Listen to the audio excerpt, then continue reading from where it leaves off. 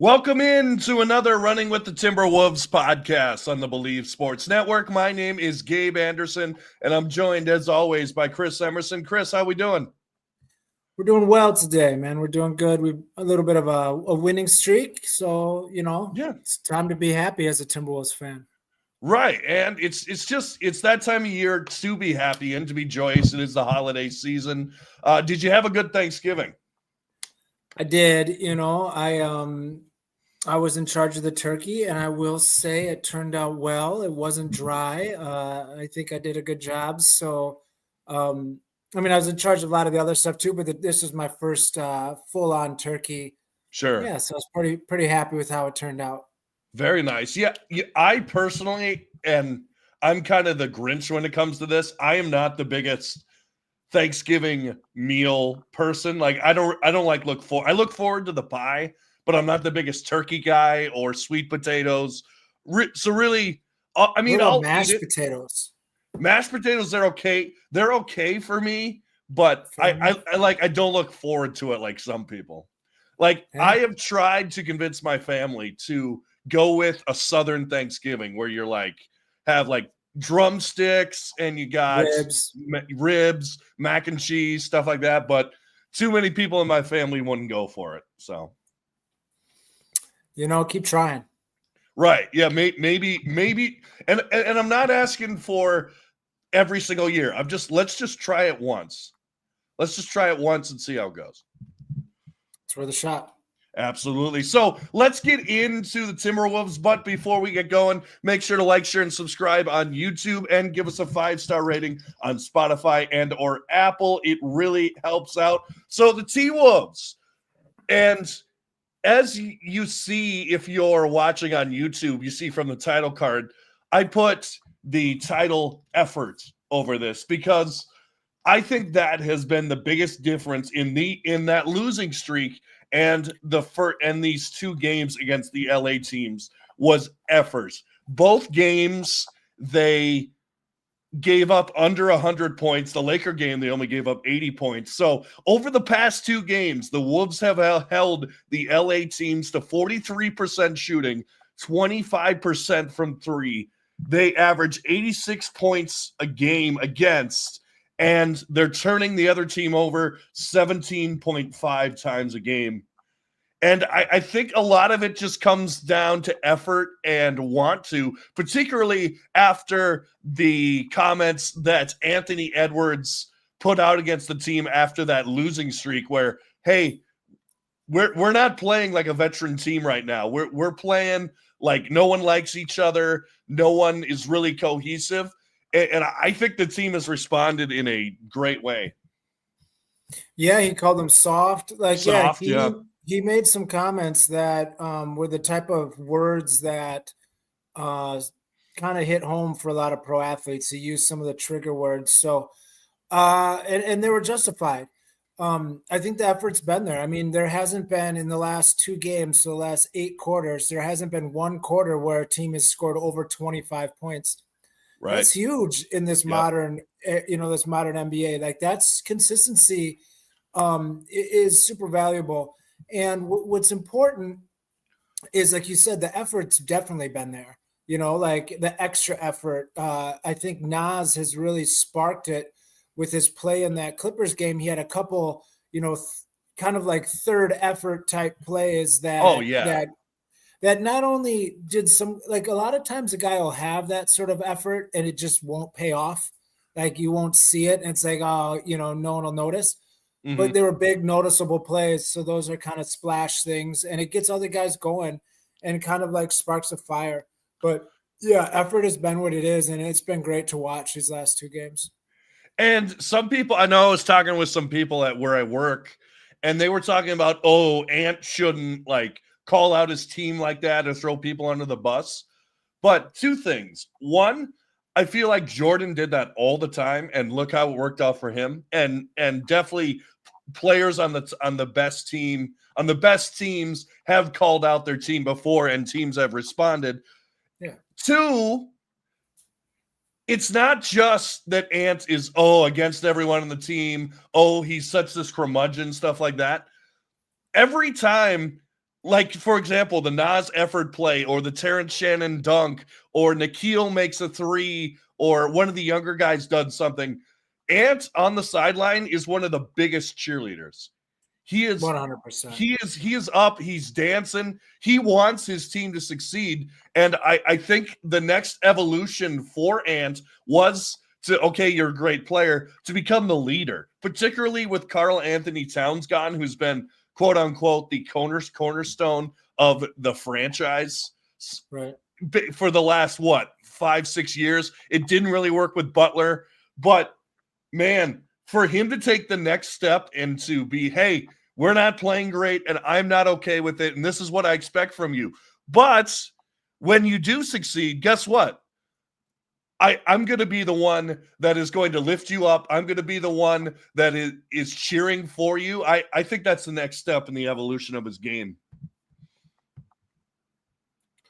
Well, authenticity is huge Right. when it comes to stuff like that. Like if you call somebody out and it's not right, and it's and that person and your team knows that you're just pointing fingers to try to pass blame, it doesn't work, and you're a terrible leader. And it is with those people in your place that it's wrong, and it sounds like you said some curmudgeon or some, you think you're better than the team type stuff, but that's not what Anthony Edwards is doing.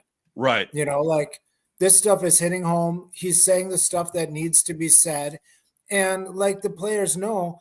And a lot of times he's not saying it like, oh, these other guys. He's saying we are not. Like, right. He'll say that's a key go out distinction. and say, starting with me, like I'm not D'ing up, or I'm not crashing I'm not getting the extra rebound. Like he is so honest and upfront about it. I don't think that any of the players will take it with anything other than constructive criticism, because they know the place it's coming from. Like intent is huge in this world, and when you understand someone's intent, you can forgive a lot of the words that they say if you don't like them. Right. And I love what Dante DiVincenzo said before the Laker game. He basically said, he was asked like, oh, his tough start in Minnesota and the team's recent woes. He basically said, if we start winning, everyone shuts up. Like everyone forgets about that right quick. And you go out, you win 2 games. Now, obviously, the Laker game, which we can talk about, wasn't favorable for the Lakers necessarily. To fly in from Utah, get in at about 2 a.m. and then have to play a game. But hey, that's the NBA. We had to do that against the Spurs earlier this year too. But like I was saying, Dante DiVincenzo, his last 2 games, 7 for 14 from the field, which he actually had a nice long 2 in that game against the Lakers. He pump faked it, got a couple dribbles in, and put up a jumper and nailed it. So 7 for 14 from the field, 6 for 11 from 3, and the other part, 7 assists a game. 7 assists a game in his last 2. I mean, that's exactly, this is the DiVincenzo we wanted all along. Yeah, I mean, I don't know about like we've said 100 times. I'm not really familiar with this game, but I like his activity. I like his motion. I like when he gets the ball and he gets off the ball, he moves. I like that he attacks the paint and kicks out. I like that he makes the pass that isn't the obvious one. He's kind of got that little bit of that Rubio in him or something, where he'll throw a pass that you're like, oh shoot, I didn't think you were going to try to do that. Like that's just a little extra element that he adds to the team. The only thing he hasn't been doing is hitting his shots. And I don't think he's going to be shooting at whatever, 55% or whatever that math is out to be. But, he's turning it around, and watching the ball go in the rim is going to be huge for confidence for a guy like him. Like we talked about last year, early in the year last year, I said, for us to make a run at the title, Anthony Edwards has to be top 5 MVP. Rudy Gobert needs to be defensive player of the year. And Nas needs to be playing like a 6th man of the year. Like we need all of those things to happen at once for us to make a run. Like you just need it all to work out. And this year it's going to be the same kind of thing, but Dante's going to have to be, also in like the top 10 for 6th man of the year, him and Nas. Like we need significant impact every game. Like those type of numbers you read, I expect those every game. Like I'm not, I'm not really like excited about it because it's like good, but like we need 10, 5, and 5 from you every single game, or Right. like 15, 4 and 5 from you every game from here on out, because that's what we need to expect. And the good news is we're getting that and the defensive effort from guys like Nickeil Alexander-Walker, who has just been awesome. You could tell. Now, I'm not attributing all of it to this, but you can tell that Nickeil Alexander-Walker is in a contract year because he's playing like it.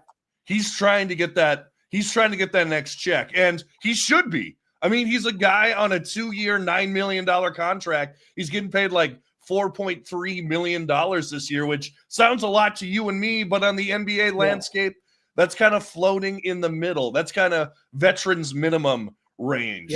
So, I mean, we're not talking about his contract really long term, talking about it now, but just the impact on defense that he has had. He's kind of being what we kind of wanted Jaden to be. And I know when I say Jaden, you can kind of get off on a little bit of your rant. I know you're not the biggest fan of Jaden, which me neither. He's been playing like garbage, but more on Nickeil.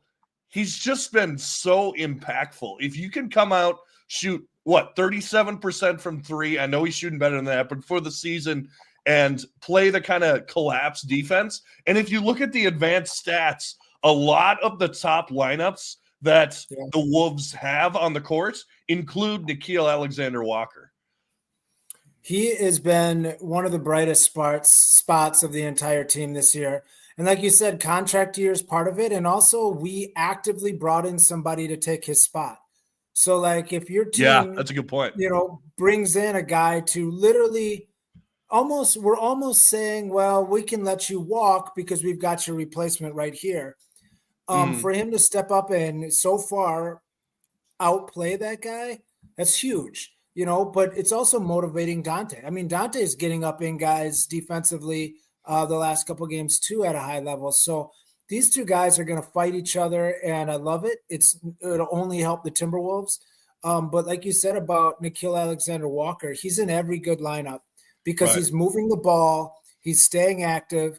Like I was saying with Dante, he'll pass it, then he'll cut, or he'll, attack from the weak side on offensive rebounds. Like he's everywhere. Yes. And with those, we've been talking about it since the trade. 3-guard lineups is kind of what we need to have right now with the roster we have. Right. And they've been looking great. Like every top lineup we have has got 3 guards in it. And when you said he's kind of like what we want Jaden to be, I mean, that's fine if Jaden's, not excel, as long as we have somebody to play that role. And he might have to start being the starter like Nickeil. And that's fine. Like that's not a bad thing. It just means that we've got different guys stepping up. Right. And we've seen in games, well, they've started DiVincenzo a little bit, but we've seen in games where Conley doesn't play, where we've seen have some spot starts here and there. And it's just, well, I'm not sure that's the way we need him to start. That's the problem is he seems to have on his scouting report that he's a little bit sketchy bringing the ball up, because every time we have him as our lead guard, the other team full court pressures and really gives him hell. So I think he is best when Mike is playing, and he's playing almost like the small forward, or Anthony Edwards moves to the small forward. And he's playing with the true point guard, because then he can really fly around and do his sort of off the ball cutting and shooting. Well, you mentioned that, I mentioned a little bit ago about the lineup combinations, and I was looking at a few of them. A lot of them the best ones do include Nickeil Alexander-Walker, but one that really stuck out to me, the lineup combinations, and they played 15 games together. So it's Rudy Gobert, Dante DiVincenzo, Nickeil, Reed, and Anthony Edwards. Offensive rating, 107.3, which fine, whatever, decent. Defensive rating, 81.5. A difference of about 25 in defensive rating. That is astonishing. That is such a good and I mean, when you think about it, you think about guys like pretty good defenders, Nickeil Alexander-Walker and Anthony Edwards and Jaden Dante DiVincenzo, Rudy Gobert as well. But it's interesting, that lineup does not include Jaden McDaniels in there. So our top defensive lineup is not when Jaden McDaniels is on the floor. Yeah, Jaden, let's be real, he's not playing that well. No. When you look at those same lineups and you look at the best, or actually I would say the worst four-man lineup, so they're just kind of taking who you got there. There'll be a rotating fifth guy, but out of all of our lineups, we've got 40 possible lineups that have all played over 25 minutes together this year. Mm-hmm. There's been 15 of those lineups that have a negative net rating, which means we're doing poorly. The other team beats us when those guys are on the court. Right. And out of those 15 lineups that have been negative, four-man lineups, Jaden McDaniels is in 14 of them. Wow. So, we only have 15 negative that have played 25 minutes together. And out of all of them, he's in 14 of them. Yeah. He's not playing well. No. We have a real problem right now kind of at the small forward spot where we're getting zero. We're basically playing 4-on-5 statistically. And that's going to have to change. And if it means that we change by playing three guards, maybe that's the easiest way. Especially like you've been mentioning, every lineup that's been super effective has been a 3-guard lineup. And I think a lot of that is ball movement. So maybe that's the easy answer, or maybe we'll have to, try to get a spark from someone else at the small forward spot. Right. So I want to pivot over to Anthony Edwards right now because he actually hasn't been playing too well recently. He hasn't been hitting too many shots. And where I worry about is him inside of the three-point arc, because over the past 2 games, Ant has been shooting 29% from the field on twos. Over the last 2 games, Ant has been shooting 29% from the field and 5 for 20 on 2-pointers. So are you worried at all, Anthony Edwards? Now, it's great that he's shooting the 3 at about 43% this season, but are you worried at all that it is hurting his offensive game of getting to the rim, hitting mid-range jumpers? Are you worried at all about that, or do you think that'll just all come in time? Well, I kind of think the mid-range jumper thing needs to kind of go away. I know that was when he gets hot, it looks really cool. That turnaround and stuff. Sure. Or the bank in, but I think statistically he was pretty bad at it last year. And it just needs to go away. I'm hoping that all this 3-point shooting is going to make guys really pressure up on him, which will then open up the drive more. I hope he doesn't completely forget about that. But maybe some of this is just feeling out with, Randall down there. I don't know what's going on, but yeah, I would like a little more driving, but I think right now we're doing okay with Edwards. I just feel like he's just in a little slump. He'll get out of it. I'm not too worried about him. Right. I think the last person that we worry about on this team is Edwards. And the other guy that I think we should worry about probably the least, who's always doing his thing. Like you always mentioned, night in, night out. Doesn't matter if it's a Tuesday in Utah or if it's a primetime game against the Oklahoma City Thunder. It's Rudy Gobert, and he was awesome in this last game. I mean, making athletic plays that we don't always see out of him.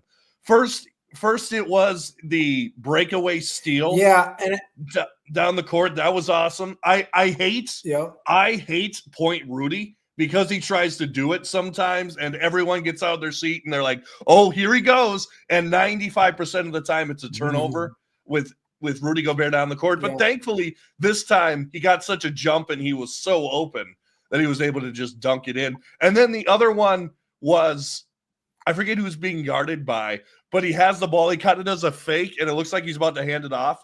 Turns it around the other way. Fake handoff, goes in for a dunk. I mean, we don't see Rudy do that ever, but he was on one. And I think the bucket that made JJ Redick call off the Dogs was that great play where the Wolves are moving it around the court. I think it was DiVincenzo throws it up to Rudy, and he slams it home. And then JJ's like, I'm calling out the Dogs. D'Lo, you're leading the offense now. So, man, Rudy's been awesome. And he does it night in, night out. Not necessarily the offensive stuff, but he's always going to be there on defense. And I think he did a fantastic job on Anthony Davis, who ate him for lunch in the first matchup. This time he has 12 points on like 3 of 12 shooting. Completely, the Wolves defense took Anthony Edwards and LeBron James to a lesser extent, because I think that LeBron is just, I don't know, I think he's tired. I don't think his almost 40-year-old body can take playing night in, night out. But, man, just a great defensive performance, particularly from Rudy against the Lakers. It was great defense. And like you said about Rudy, it's great to see him getting the praise at the end of the hard play. Like, he's same as Nas when I was saying sometimes when a guy makes 2 or 3 efforts, you don't see it pay off. Well, it's good to see Rudy get paid off a couple of times, because he's the one setting 315 screens a day. He's the one sprinting up and down the court. On one of those, he had a play, I think that he got a tip dunk and then sprinted down and blocked like the fast break from the other team. Like, it was crazy, just the type of effort he puts out there. And for him to get paid off in a game where he can get some acknowledgement is amazing and great for him, because those are the type of things that a lot of times go unnoticed, and he's the type of player that goes unnoticed. The defense was great versus the Lakers. One thing that I thought was amazing or interesting, and I liked it, was how we started out defending the Lakers. We started out with Julius Randle on LeBron, and we played the whole game that way. And I think that is the way to play him, is with a big body like that. That can, as long as the big body is nimble enough to move his feet pretty well. I know that gave him trouble a long time ago. I forget who it was, but there was another guy that was about Julius Randle's size that would always kind of mess with LeBron's game. And I do like that on him. So I liked that switch by Finch. But yeah, if we can keep playing these extra efforts and stuff, we're going to be a hard team to beat. Oh, absolutely. And like you said, it was just extra effort, like you're talking about against the Clippers. Those 2 blocks by Nas and that dive that saved the ball over to DiVincenzo and he banked in a 3. Or even in the Laker game, DiVincenzo down the court gives that extra effort to knock away the ball when LeBron throws a deep pass looking for a wide open. I think it was a D'Lo down there, and it's just the effort plays. Could you imagine where we'd be right now if everyone 100% of the time plays like Nickeil Alexander-Walker? We'd have a better record, I'll tell you that. Absolutely. Yeah. Imagine where any team would be. And you think about some of these close games, like on that losing streak. So some of these close games, like, for example, the Rockets game, you make one extra effort play there, you win that game. You beat the number 2 seed, who just beat the Oklahoma City Thunder, the number 1 seed. I mean, there's so many opportunities where just one small effort. You even look at the Clippers game. Nas doesn't make that block. Maybe we lose that game, but it goes to a 5-game losing streak. Nas doesn't make that little push over to DiVincenzo. Maybe we lose that game as well. So it's really just effort. And I think that this team is starting to turn the page. I really hope so. And I'm encouraged by what I've seen. And people want to complain about the defense. Well, here's a stat for you. First of all, we're 7th in defensive rating this year. Everyone was wondering, with Cat gone, our rim protection will leave. We won't be able to play defense. Well, we're 7th, and our defensive rating is 110.6, only 1.6 off of last year. So defensively, we didn't lose that much. And offensively, we're in the same place as last year too, I think, or like pretty 1 point off. Like we're not playing well. Like we're going to play better. So yeah, we're going in a great direction. We have 10 losses. That's 100% accurate. I looked it up today. I think if I remember right, I think one of those losses is over 10 points. And I think it was like the Rockets game or something, or maybe there's 2 of those 10 that are over 10 points. We ended up losing, the Portland game. Yes. The second Portland game and the Kings game got out of hand. That's what it was. At the end. So it was 11. Yeah. So 2 games over 10 points, 1 over 12, right, out of 10 losses. We're not getting blown out. Like you said, we're 1 or 2 hustle plays away from, 4 or 5 more wins, and nobody would be saying a thing if we were sitting third in the West with a couple more wins because of those plays. So we're turning it around. And I think sometimes some early losses can benefit a team. And like I mentioned in the last podcast, I'm not really concerned about what our record is right now or how we're playing now. I'm more interested in how we're playing at the end of the year. And one more thing that I'll mention, the teams that we've beaten: Clippers, 6 seed, Suns, 7 seed, Lakers, 8 seed, Nuggets, 9 seed. So we beat some teams that we're going to be theoretically chasing throughout the year. Now, obviously, like, for example, the Nuggets, we play them 3 more times. Could go either way on that one. But still, I mean, you rack up some early wins against some of the teams that you're going to be in competition with. And, man, could you imagine if we were in the Eastern Conference? Yeah, we'd be first. We'd probably be the second best team.